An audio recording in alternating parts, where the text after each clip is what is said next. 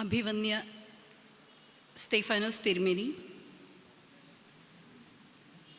ഇടവക വികാരി ജാക്സൺ അച്ഛൻ,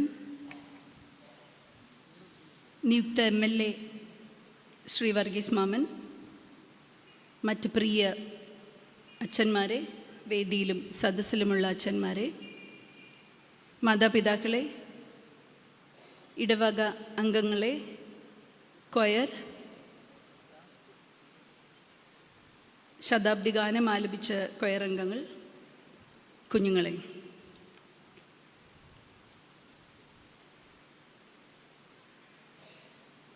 എബനേസർ മാർത്തോമ പള്ളിയുടെ ഇത്ര വലിയൊരു ചടങ്ങ് നടക്കുന്നതിൽ എന്നെ ക്ഷണിച്ചതിൽ എനിക്ക് അതിയായ സന്തോഷമുണ്ട്. അതിനോട് വികാരി അച്ഛനായ ജാക്സൺ അച്ഛനോടും പ്രസാദ് സാറിനോടും ഷിനോയോടും മറ്റ് ക്രൈസ്തവ സമിതി അംഗങ്ങളോടും ഭാരവാഹികളോടുമുള്ള നന്ദി അറിയിക്കട്ടെ.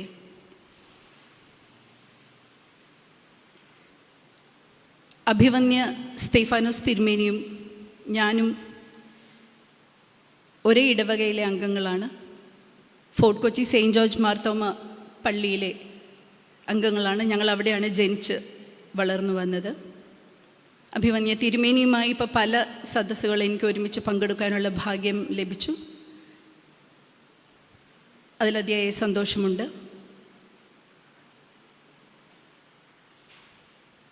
നേരത്തെ പറഞ്ഞതുപോലെ 7:30 മുതൽ ഇപ്പം 12:45 മണി നേരമായി. എല്ലാവരും കുറച്ച് ക്ഷീണിതരായി കാണുന്നുണ്ട്.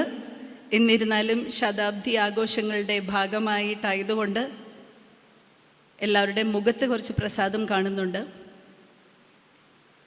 എന്നിരുന്നാലും ഇനിയും ഒരുപാട് പേര് പ്രസംഗിക്കാനുണ്ട്. അതുകൊണ്ട് അധികം സമയം എടുക്കാൻ എനിക്ക് താല്പര്യമില്ല. എന്നെ വന്ന് കണ്ടപ്പോൾ പറഞ്ഞത് 30-40 മിനിറ്റ് പറയണമെന്ന്. ഞാൻ പറഞ്ഞു അത് എന്നെക്കൊണ്ട് പറ്റില്ല, ഞാൻ ചുരുക്കത്തിലേ പറയുള്ളൂ എന്ന് ഞാൻ പറഞ്ഞിരുന്നു. കാവുംഭാഗം എന്ന് പറയുമ്പോൾ എനിക്ക് ഏറ്റവും ആദ്യമായിട്ട് എൻ്റെ മനസ്സിലേക്ക് എൻ്റെ കുട്ടിക്കാലത്തെ ഓർമ്മകളാണ് ഓടി വരുന്നത്. ഏകദേശം ഒരു 50 വർഷത്തിന് മുമ്പ് ഞാൻ ഈ പള്ളിയിൽ ഞാൻ വന്നിട്ടുണ്ട്. എൻ്റെ അമ്മയുടെ ഇളയ ആങ്ങള്, ഇവിടെ എല്ലാവരും വീട്ടുപേര് വെച്ചാണെന്നല്ലോ അറിയുന്നത്. ഞങ്ങൾക്ക് അവിടെ കൊച്ചിയിലൊന്നും വീട്ടുപേര് പറഞ്ഞാൽ ആരും അറിയത്തില്ല. പറയത്തുകാട്ടിൽ ആലിസിനെയാണ് എൻ്റെ അമ്മയുടെ ഇളയ ആങ്ങളയായ സാമുവൽ വർഗീസ് വിവാഹം കഴിച്ചത്. ആലിസ് ആൻറ്റിയുടെ ബ്രദർ രായ്ച്ചായനും ലളിത ആൻറ്റിയും പിന്നെ രഞ്ജിത്ത് ഇവിടെയുണ്ട്. രഞ്ജായനും ലിസി ആൻറ്റിയും എല്ലാം ഇവിടെയുണ്ട്. പല പരിചയമുള്ള മുഖങ്ങളും ഇവിടെ വന്നു കഴിഞ്ഞപ്പോൾ എനിക്ക് കാണുവാൻ സാധിച്ചു. മാത്രമല്ല എൻ്റെ കൂടെ നിങ്ങൾക്കെല്ലാവർക്കും അറിയുന്ന പണിക്കര് വീട്ടിൽ മിനിയും കൂടെ വന്നിട്ടുണ്ട്. കൊച്ചിയിൽ നിന്ന് ഞങ്ങൾ ഒരുമിച്ചാണ് പോകുന്നത്. മിനിയുടെ ഭർത്താവ് ഹൈക്കോടതിയിലെ സീനിയർ ജഡ്ജായ ജസ്റ്റിസ് CS ഡയസ് ആണ്. അപ്പം മിനിയും ഈ ഒരു ഇടവംഗമായതുകൊണ്ട് ഞങ്ങൾക്ക് ഒരുമിച്ച് വരുന്നതിനൊരു സന്തോഷമുണ്ടായിരുന്നു. ഒരു ഇടവകയുടെ 100ാം വാർഷികത്തിലേക്ക് പ്രവേശിക്കുന്നു എന്ന് പറയുന്നത് അത് വെറും ഒരു ആഘോഷം മാത്രമല്ല, മറിച്ച് നമ്മൾക്കെല്ലാവർക്കും അറിയാവുന്നതുപോലെ ദൈവത്തിൻ്റെ കരുണയുടെയും വിശ്വസ്തതയുടെയും ഒരു മഹത്തായ സാക്ഷ്യമാണ്. നമ്മളുടെ വികാരി അച്ഛൻ ജാക്സൺ അച്ഛൻ പറഞ്ഞതുപോലെ എബനേസർ എന്ന വാക്കിൻ്റെ അർത്ഥം പേര് തന്നെ നമ്മെ ഓർമ്മിക്കുന്ന ഒരു ബൈബിളിലെ ഒരു വാക്യമുണ്ട്. ചോദ്യങ്ങൾ ചോദിക്കുന്നത് ആർക്കും ഇഷ്ടമല്ലെന്ന് എനിക്കറിയാം. എന്നാലും എല്ലാവരും കുറച്ച് ക്ഷീണിതരായിരിക്കുന്നതുകൊണ്ട് ഞാൻ ചോദിക്കുന്നു, ആർക്കെങ്കിലും അറിയാമോ എബനേസർ എന്ന് പറയുന്നത് ബൈബിളിലെ ഏത് ഭാഗത്താണെന്ന്? അച്ഛന്മാരല്ല, അച്ഛന്മാർക്ക് എല്ലാവർക്കും അറിയായിരിക്കും ഞാൻ പറയുന്നത്. എനിക്കിത് നേരത്തെ അറിയില്ലായിരുന്നു കേട്ടോ. ഞാൻ ഈ ഒരു നിങ്ങളുടെ മുമ്പിൽ പ്രസംഗിക്കുവാൻ വേണ്ടി തയ്യാറാക്കുമ്പോഴാണ് ഞാനും അത് അറിഞ്ഞത്. 1 ശമൂവേൽ 7:12 എബനേസർ എന്നുള്ള പേര് കാണുന്നത്. ജാക്സൺ അച്ഛൻ പറഞ്ഞിരുന്നല്ലോ, 1 ശമൂവേൽ 7:12 പറയുന്നത് ഇങ്ങനെ: പിന്നെ ശമൂവേൽ ഒരു കല്ലെടുത്ത് മിസ്പയ്ക്കും ഷേരിനും മധ്യേ നാട്ടി, ഇത്രത്തോളം യഹോവ നമ്മെ സഹായിച്ചു എന്ന് പറഞ്ഞ് അതിന് എബനേസർ എന്ന് പേരിട്ടു. ഈ ഒരു വാക്യത്തിൽ തന്നെയാണ് ഇന്നത്തെ ആഘോഷത്തിൻ്റെ മുഴുവൻ ആത്മാവ് അടങ്ങിയിരിക്കുന്നത്. ഈ സമയത്ത് എനിക്കൊരു ഗാനമാണ് ഓർമ്മ വരുന്നത്.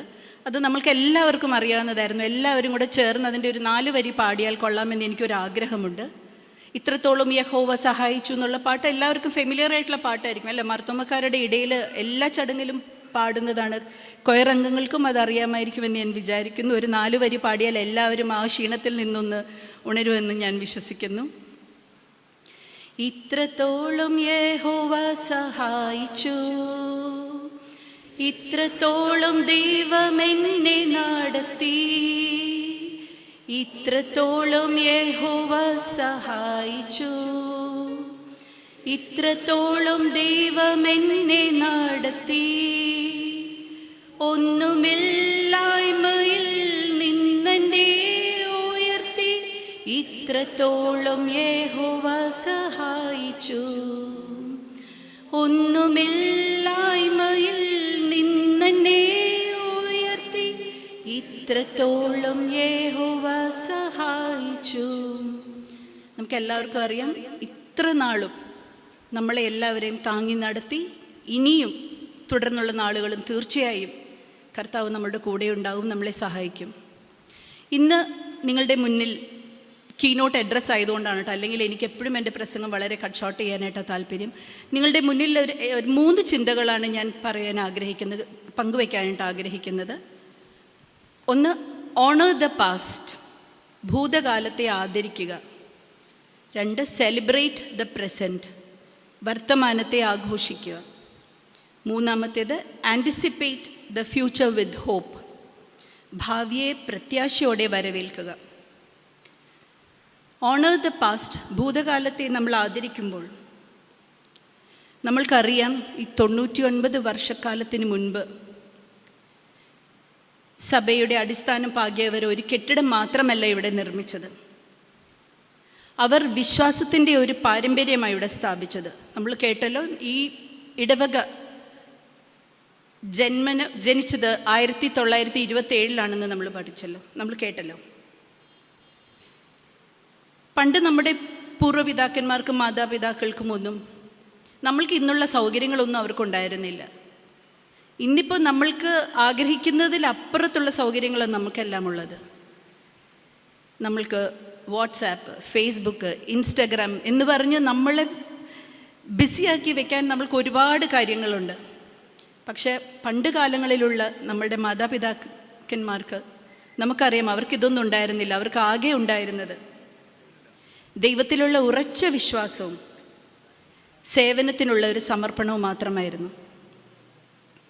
ഇന്നും എൻ്റെ പൂർവ്വപിതാക്കന്മാരെല്ലാം ഞാൻ ഓർക്കുകയാണ്. നമ്മുടെ great grand fathers, grand mothers, അവർക്കെല്ലാവർക്കും വീട്ടിലെ കാര്യങ്ങൾ, ജോലികൾ കഴിഞ്ഞാൽ അവർക്കുള്ളതെല്ലാം പ്രാർത്ഥിക്കുക, പള്ളിയിൽ പോകുക, അവിടുത്തെ കാര്യങ്ങൾ ചെയ്യുക എല്ലാമാണ്. അപ്പം അവരുടെ ആ പാത നമ്മൾ പിന്തുടരേണ്ടത് ആവശ്യമാണ്. സങ്കീർത്തനം 127:1 പറയുന്നത് പോലെ, യഹോവ വീട് പണിയാതിരുന്നാൽ പണിയുന്നവർ വൃഥ അധ്വാനിക്കുന്നു. യഹോവയുടെ കരങ്ങളാൽ പണിയപ്പെട്ടതാണ് ഈ ഇടവക. നമ്മൾക്കറിയാം, ഇടവകയുടെ വളർച്ചയ്ക്കായി പ്രയത്നിച്ചവർ, പ്രാർത്ഥിച്ചവർ, ത്യാഗം സഹിച്ചവർ, ആത്മീക നേതൃത്വം നൽകിയ പട്ടക്കാർ, സൺഡേ സ്കൂൾ അധ്യാപകർ, കുടുംബങ്ങൾ, ഇവരെല്ലാവരെയും നമ്മൾ നന്ദിയോടെ സ്മരിക്കേണ്ടതാണ്.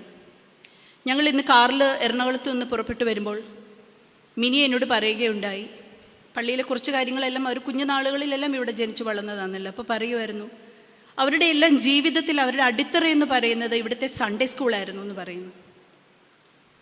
അത്ര അധ്യാപകരും അന്ന് സൺഡേ സ്കൂളിൽ പഠിപ്പിച്ചിരുന്നവരും എല്ലാമാണ് അവരുടെ ജീവിതത്തിലെ ഒരു അടിത്തറ. ഇപ്പോൾ ഉള്ള അവർ ജീവിക്കുന്നവരുടെ അടിത്തറ സൺഡേ സ്കൂളായിരുന്നു എന്ന് പറഞ്ഞു. അപ്പം ഞാനും പറയുമായിരുന്നു, ഞാനും സൺഡേ സ്കൂളിലും പഠിക്കുകയും പഠിപ്പിക്കുകയും നമ്മളുടെ കോൺഫറൻസിന് പോകുകയും എല്ലാം പാർട്ടിസിപ്പേറ്റ്, അതെല്ലാമാണ് നമ്മുടെ ജീവിതത്തിൽ നമുക്ക് എന്നും ഓർക്കാനുള്ളതും നമ്മൾക്ക് മറ്റുള്ളവരോടുള്ള പെരുമാറ്റത്തിലാണെങ്കിലും എല്ലാം നമ്മളുടെ ജീവിതത്തിൽ എന്നും നിലനിൽക്കുന്നത് നമ്മൾ കുഞ്ഞുനാളുകളിലെ നമ്മളുടെ ഉള്ളിൽ പാകിയിട്ടുള്ള അനുഭവങ്ങളാണ്. നമ്മുടെ പൂർവ്വപിതാക്കന്മാർ അവരുടെ വിശ്വാസത്തിൻ്റെ ഫലമാണ് നാം ഇന്ന് അനുഭവിക്കുന്നതെല്ലാം. നമ്മുടെ മുൻ തലമുറ പ്രാർത്ഥിച്ചതിനാലും വിശ്വസിച്ചതിനാലും മാത്രമാണ് നമ്മൾക്ക് ഇന്നിവിടെ നിലനിൽക്കുവാൻ സാധിച്ചിട്ടുള്ളത്. അതേ പാതയിൽ നമുക്ക് മുന്നോട്ട് പോകാൻ നമുക്ക് പ്രയത്നിക്കാം. അടുത്തത് സെലിബ്രേറ്റ് ദ പ്രസൻറ്റ്, വർത്തമാനത്തെ ആഘോഷിക്കാം. ഇന്നത്തെ പഴയ ഓർമ്മകൾ മാത്രമല്ല, ദൈവം ഇന്നും ജനങ്ങളിൽ പ്രവർത്തിച്ചുകൊണ്ടിരിക്കുകയാണ്. എബനീസർ മാർത്തോമ ചർച്ച് ഒരു ആരാധനാലയം എന്നതിലുപരി നമ്മളിപ്പോൾ ഇവിടെ കേട്ടു പല കാര്യങ്ങൾ റിപ്പോർട്ട് വായിച്ചപ്പോഴെല്ലാം അറിഞ്ഞു. പ്രത്യാശയുടെ, സേവനത്തിൻ്റെ, കൂട്ടായ്മയുടെ പ്രകാശസ്തൂപമാണ്. സമൂഹത്തിൽ എന്നും വെളിച്ചമായി നിലകൊണ്ട ഒരു ഇടവകയാണ്. മീഖ 6:8 പറയുന്നത് പോലെ, മനുഷ്യ, നല്ലത് എന്തെന്ന് അവൻ നിനക്ക് കാണിച്ചു തന്നിരിക്കുന്നു. ന്യായം പ്രവർത്തിപ്പാനും ദയാതൽപരനായിരിക്കാനും നിന്റെ ദൈവത്തിൻ്റെ സന്നിധിയിൽ താഴ്മയോടെ നടപ്പാനും അല്ലാതെ എന്താകുന്നു യഹോവ നിന്നോട് ചോദിക്കുന്നത്? എത്ര അർത്ഥവത്തായിട്ടുള്ളൊരു വാക്യമാണല്ലേ ഇത്. ഇന്നത്തെ സമൂഹത്തിന് ഏറ്റവും അത്യാവശ്യമുള്ളതായിട്ടുള്ള ഒരു സന്ദേശമാണ് ഈ വാക്യം നമ്മൾക്ക് തരുന്നത്. ഞാനൊരു ജഡ്ജ് ആണെങ്കിലും ഞാൻ വിശ്വസിക്കുന്നത്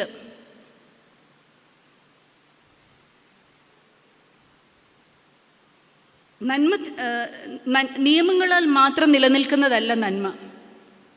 നമുക്ക് നിയമം വിട്ട് ചെയ്യുന്നതിന് നമുക്ക് ഒരുപാട് റെസ്ട്രിക്ഷൻസ് ഉണ്ട്. എന്നിരുന്നാലും നമ്മളുടെ മൂല്യങ്ങളും ധാർമ്മികതയും എല്ലാം വളരെ ഇമ്പോർട്ടൻ്റ് ആണെന്ന് വിശ്വസിക്കുന്ന ഒരു വ്യക്തിയാണ് ഞാൻ.